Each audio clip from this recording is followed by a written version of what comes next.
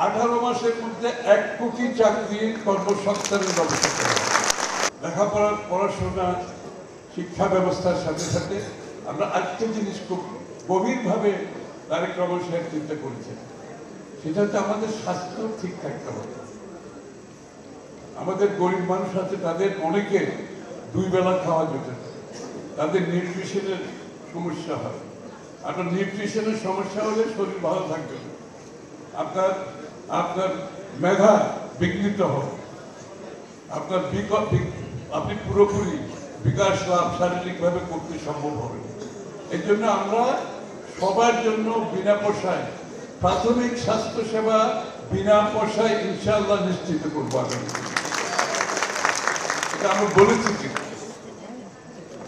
সাথে সাথে তাদের প্রতিরোধমূলক যে চিকিৎসা সেটারও ব্যবস্থা থাকবে, এবং যাদের দারিদ্র সীমার নিচে আছে তাদের জন্য আরো উপরের দিকে যে চিকিৎসাগুলো আছে সেগুলো রেফারেলের মাধ্যমে আমাদের ব্যবস্থা থাকে। সবশেষে যেটা গুরুত্বপূর্ণ, যারা আজকে এখানে বসে আছে তাদের জন্য কর্মসংস্থান। যে ডাক্তার যারা আছে, আমি গতকাল ডাক্তারদের একটা প্রোগ্রামে ছিলাম ঢাকাতে, আমাকে বললো এত বেশি ডাক্তার এখন হয়েছে বাংলাদেশে, তাদের জন্য চাকরি নেই যথেষ্ট। এখানে ডাক্তার কেউ আছে না? ডাক্তার তো আছে আমার সামনে বসে আছে। এখন ওরা বিভিন্ন ক্লিনিকে 20,000, 30,000, 40,000, আমি জানতাম না। আমি ভাই তো জানেন না, হ্যাঁ আশ্চর্য কথা, আমি জানতাম না, আমি কালকে জানতাম। ডাক্তারদের সবাইকে আমাকে যখন বললো আমি অবাক হয়ে গেলাম। একটা ছেলে অথবা মেয়ে দীর্ঘ সময় এত ব্যয় করে, মা বাপের এত সঞ্চয় অনেকে নষ্ট করেছে, অনেকে এমনকি প্রপার্টি বিক্রি করেও লেখাপড়া করেছে, 20-30,000 চাকরি।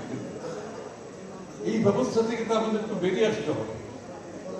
এই লেখাপড়ার জন্য যদি আমাদের এই অবস্থায় যেতে হয়, তাহলে সেই জন্য আমাদেরকে আমাদের যে স্বাস্থ্য ব্যবস্থায় বিনা পয়সায় চিকিৎসা, বিভিন্ন স্বাস্থ্য ব্যবস্থার দিকে আমরা যাচ্ছি আগামী দিনে, সেখানে এদের অনেকের চাকরির সুযোগ থাকে, অনেকের চাকরির সুযোগ থাকে।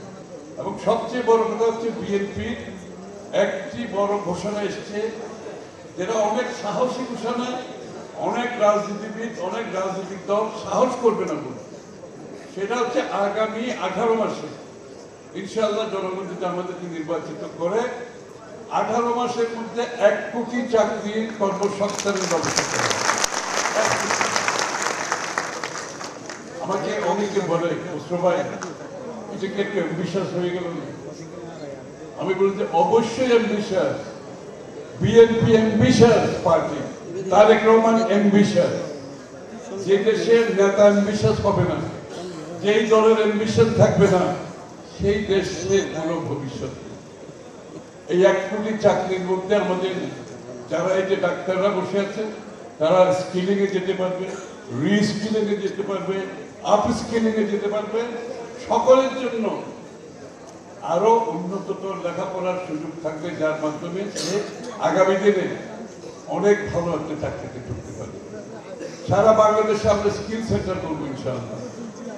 আমাদের ছেলে মেয়েরা কল সেন্টার, যেটা আমরা গ্লোবাল ইন্টারনেটের মাধ্যমে সারা দেশে আমরা কল সেন্টার করবো, গ্রামে গঞ্জে কল সেন্টার থাকবে, সেখানে ছেলে মেয়েরা কাজ করবে, ডেটা সেন্টারে কাজ করবে। আমি বলবো শুধু চাকরি না, আত্মকর্মসংস্থান হচ্ছে আমাদের সবচেয়ে বড় প্রোগ্রাম। আত্মকর্মসংস্থান অর্থাৎ আপনারা মহিলারা বাসায় যদি আচার বানান, ভালো আচার যা যে বানাতে পারবে, সেটা অনলাইনে বিক্রি করার একটা সুযোগ আছে না? কেউ করে কিনা আমি জানি না। এখানে অনলাইনে এই যে করে একজন হাত তুলছে, অনলাইনে বিক্রি করবে। এখন আচার না শুধু, আপনি যত কিছু প্রোডাক্ট করবেন ভালো, অনলাইনে বিক্রি করার সুযোগ আছে। এটার জন্য আমরা গ্রামে গঞ্জে ইন্টারনেট ব্যবস্থা পৌঁছে দেব। বাসায় বসে কেউ যদি একটি নকশিকাতা বানায়, সেও অনলাইনে, বাংলাদেশে না, সে অ্যামাজনের মাধ্যমে, আলিবাবার মাধ্যমে, ইবের মাধ্যমে বিশ্বের যে কোনো দেশে বিক্রি করতে পারবে। সেই ব্যবস্থা বিএনপি করবে আগামী দিনে ইনশাআল্লাহ। আমাদের ব্রডব্যান্ড ইন্টারনেট সার্ভিসের মাধ্যমে আমরা কোনো মেগা প্রজেক্ট করব, কোনো মেগা প্রজেক্টে যাব না। আমরা যে প্রজেক্টগুলো করবো সেটা বাংলাদেশের মানুষের আত্মকর্মসংস্থান, কর্মসংস্থান, দেশের বাইরে কর্মসংস্থান। এই জন্য নতুন প্রজন্ম যারা আছে তাদের যদি চাকরি নেই, প্রত্যেক বছর লক্ষ লক্ষ ছেলে মেয়েরা লেখাপড়া করে বের হচ্ছে, চাকরি পাচ্ছে না। এই জন্য তাদের জন্য আমার প্রাথমিক দায়িত্ব হচ্ছে 1 কোটি চাকরি আমরা 18 মাসে করার চেষ্টা করতেছি ইনশাআল্লাহ। এবং এটার জন্য যত বিনিয়োগ দরকার আমরা বিনিয়োগ করব। আমাদের বাজেটে সবচেয়ে বেশি বিনিয়োগ হবে লেখাপড়ার জন্য, সবচেয়ে বেশি বিনিয়োগ হবে স্বাস্থ্য ব্যবস্থার জন্য। এটাই হচ্ছে বিএনপির আগামী দিনের কর্মসূচি। এবং পরিবেশ নিয়ে আমাদের কাজ আছে, বড় বড় কাজ যেগুলো আছে, অনেকগুলো আছে, এগুলো বলা যাবে না আজকে। সবচেয়ে বড় কথা হচ্ছে মেধাবী বাংলাদেশ গড়ার যে প্রকল্প তারেক রহমান সাহেব নিয়েছেন, এটাকে আমরা বাস্তবায়ন করব। এর মাধ্যমে কর্মসংস্থান, আত্মকর্মসংস্থান, বিদেশে কর্মসংস্থান সহ আগামীর বিশ্বের যে সম্ভাবনার দ্বার উন্মুক্ত হচ্ছে, ডিজিটাল যে ইকোনমির সম্ভাবনা, এআই যে সম্ভাবনার দ্বার উন্মুক্ত, এইটাতে যাতে আমাদের ছেলেমেয়েরা অংশগ্রহণ করতে পারে, সম্পৃক্ত হতে পারে, তাদের জীবনের পরিবর্তন আনতে পারে। এই জন্য আমি আশা করি আপনারা, কিন্তু এটা কিন্তু বিএনপিটা একা করতে পারবে, এটা আপনাদের সহযোগিতা হবে, আপনাদের সকলকে এগিয়ে আসতে হবে। ইয়াং মেধাবী ছাত্রছাত্রীদের আমরা চাই আপনারা এগিয়ে আসেন। এখানে কিন্তু কয়জন রাজনীতি করবেন আমাকে একটু হাত তুলেন তো, কয়জন রাজনীতি থেকে যাবেন হাত তুলেন তো। একজনও নাই, এত খারাপ রাজনীতির অবস্থা, একজন হাত তুলতেছে না, কেউ রাজনীতি করতে চায় না।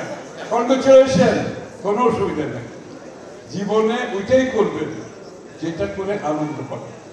আমি আমার ছেলে মেয়েদের ছোটবেলা থেকে একটা জিনিস বলেছি, do what you enjoy doing, you do what you enjoy doing.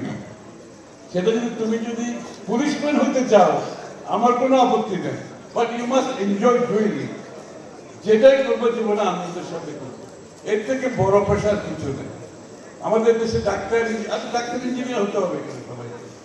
আমরা যে ব্যবস্থা করতে যাচ্ছি ভোকেশনাল স্কুল কলেজ যেগুলো করবো ইনশাল্লাহ, 60% আমরা চাই ম্যাট্রিকের পরে ওরা ভোকেশনাল স্কুলে চলে যাবে। 60%। চায়নাতে ওই লেভেলে গিয়ে চায়নাতে 60% ভোকেশনাল চলে যায়, only 40% IA, BA, MA, PhD সাধারণ লেখাপড়া করে। কারণ ওই যে 60% তারা কিন্তু তাদের ইনকাম কিন্তু ডাক্তারের চেয়ে বেশি। এই একটা ইনফরমেশন দিলাম আছে। ওই যে 60% ওই যে ডাক্তারের মতো তার ইনকাম না, তার ইনকাম কয়েক লক্ষ টাকা। একটা প্লাম্বারের ইনকাম এখন 1 লক্ষ, 2 লক্ষ, 3 লক্ষ টাকা। একটা ইলেকট্রিশিয়ান, ভালো শিক্ষিত কোয়ালিফাইড ইলেকট্রিশিয়ানের ইনকাম ইঞ্জিনিয়ার চেয়ে বেশি। তো সুতরাং এগুলো মাথায় রাখতে হবে। আইএ, বিএ, এমএ, তারপরে পিএইচডি, ডাক্তার, ইঞ্জিনিয়ার শুধু নয়, জীবনের উন্মুক্ত বিশ্বে এই সমস্ত সেক্টর যেগুলো খুলেছে এগুলো মাথায় রাখতে হবে। এবং এগুলোতে অনেক সুবিধা আছে, অনেক বেশি পাওয়া যায়, এবং এগুলোর সুযোগ সুবিধা ডাক্তার ইঞ্জিনিয়ার থেকেও বেশি। সুতরাং সব দিকে মাথা খোলা রাখতে হবে। আমরা স্কুল থেকে কারিগরি শিক্ষা চালু করে দেবো ইনশাআল্লাহ। স্কুল থেকে তার যাতে ইন্টারেস্ট হবে কারিগরি শিক্ষা, এবং সে যাতে ওই লেভেলে গিয়ে ডিসাইড করতে পারে আমি বিএ পাস করবো না, আমি প্লাম্বার হব, আমি কার্পেন্টার হব, আমি ইলেকট্রিশিয়ান হব, আমি কি বলে টেলিভিশন ঠিক করেছে মেকানিক্যাল, আমি mechanic is highly technical education. এগুলো অনেক বেশি পে করে আজকাল দুনিয়াতে। সুতরাং আমরা বাংলাদেশে চাই এই সব জায়গায় আমাদের ছেলেমেয়েরা অংশগ্রহণ করবে। আর যারা ভালো রেজাল্ট করবে তারা হয়তো বেশিরভাগ আরো উপরের দিকে যাবে, যে ঠিক আছে, এটাও ভালো। কিন্তু আমাদের সবকিছু অপশন ওপেন আছে এখন, এবং বিএনপি আগামী দিনে এই অপশনগুলো আমরা যাতে ব্যবহার করতে পারি, এই অপশনগুলো যাতে ব্যবহার করতে পারি সেই ব্যবস্থা আমরা করতে চাচ্ছি। আপনারা দোয়া করবেন। আবারও কনগ্রেচুলেশন, মাদের কনগ্রেচুলেশন, মেয়ে ছেলেদের কনগ্রেচুলেশন, বাবাদেরও কনগ্রেচুলেশন। যারা ভালো করেছে বাবার অবদান আছে, কিন্তু নাই বললে তো হবে না। সুতরাং সবাইকে আমি কনগ্রেচুলেট করতেছি। আবার যারা উদ্যোগ নিয়েছে চট্টগ্রাম মহানগরকে ধন্যবাদ জানাচ্ছি। কনগ্রেচুলেশন, ধন্যবাদ সবাইকে।